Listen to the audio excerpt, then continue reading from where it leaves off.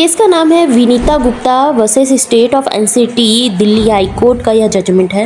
इस केस में कहा गया कि दहेज की डिमांड करना अपराध नहीं है। आईपीसी के सेक्शन 498A के अंतर्गत क्या होता है कि महिला केस फाइल करती है।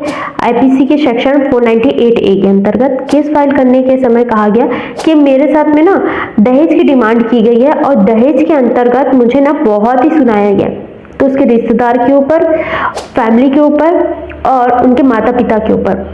तो दिल्ली हाई कोर्ट का कहना है कि सबसे पहले तो रिश्तेदार के ऊपर आप कोई भी केस फाइल नहीं कर सकते।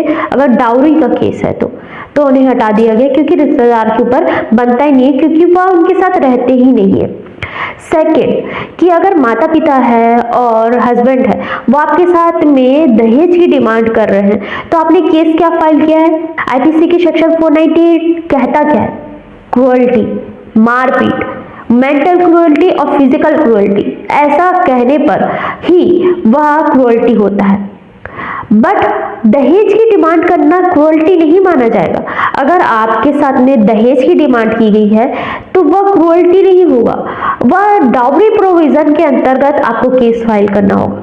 आपने केस ही फाइल गलत किया है, तो इस जगह पर हम आपको जस्टिस दे ही नहीं सकते, क्योंकि आपको अगर डाउरी के अंतर्गत केस फाइल करना है तो सबसे पहले डाउरी प्रोविजन एक्ट के अकॉर्डिंग आपको केस फाइल करना होगा।